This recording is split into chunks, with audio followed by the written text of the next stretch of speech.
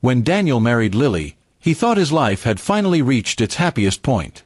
Their wedding was beautiful. Family, friends, laughter, and promises of forever. He had spent months planning their honeymoon to a quiet beach resort in Bali, imagining peaceful walks, sunsets, and a fresh start as husband and wife. For him, it wasn't just a trip, it was the beginning of their new life together. But he had no idea that it would become the memory that haunted him forever. The first few days were perfect. They explored the island, tried local food, and took endless photos together.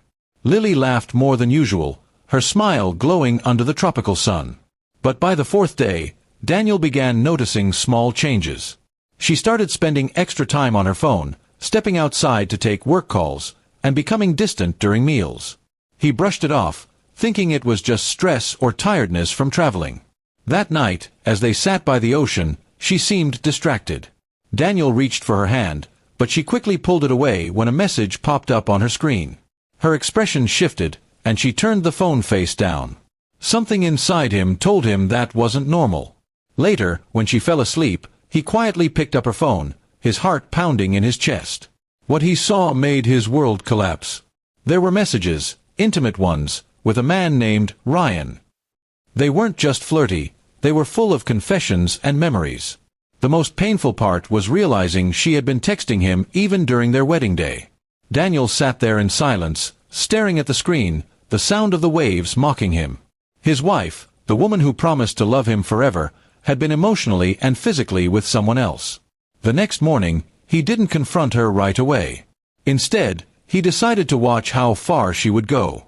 He acted normal, asked about her plans for the day, and she replied that she was going to the spa. After she left, he followed her quietly. To his horror, she didn't go to the spa. She went to a cafe and met Ryan, who had apparently flown in to surprise her. Daniel's chest tightened as he watched them hug and sit closely, completely unaware that her husband was standing just a few feet away. He didn't make a scene. He took photos, videos, and every bit of proof he needed. Then he quietly returned to their hotel room and began packing his things.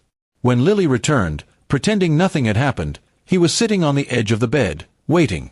The calmness in his voice surprised even him as he said, "I hope the coffee with Ryan was good." Her face turned pale instantly.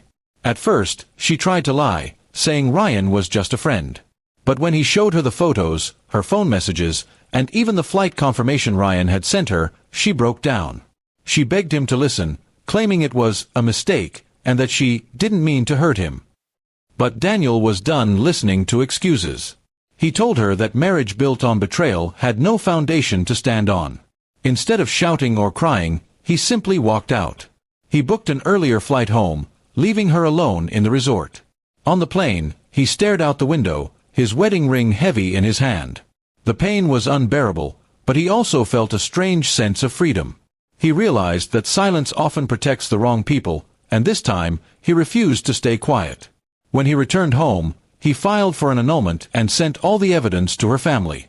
It wasn't revenge, it was truth. Her parents were devastated, and Lily tried calling him multiple times, but he never answered. He blocked her number and deleted her photos, one by one, until there was nothing left to remind him of her betrayal. News of what happened spread among friends and relatives.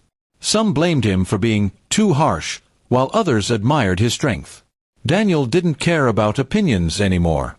He had been humiliated, but he handled it with dignity. The silence he broke wasn't out of anger, it was out of respect for himself. Months passed, and Daniel began rebuilding his life. He focused on his work, traveled alone, and found comfort in solitude. There were nights when the memories still hurt, but over time, pain turned into lessons. He learned that trust, once broken, could never be fully repaired. One evening, while walking along a quiet beach, ironically similar to the one from his honeymoon, he realized something.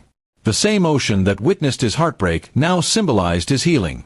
The waves didn't stop for anyone, they just kept moving forward. And so would he. Years later, when someone asked him if he ever regretted not forgiving her, he smiled softly and said, "Forgiving her would have been easy. Forgetting myself in the process would have been the real mistake." Daniel's story became one of strength, not sadness. He had loved deeply, been betrayed cruelly, but in the end, he chose to stand tall. He didn't stay quiet, not to destroy her, but to finally speak for himself.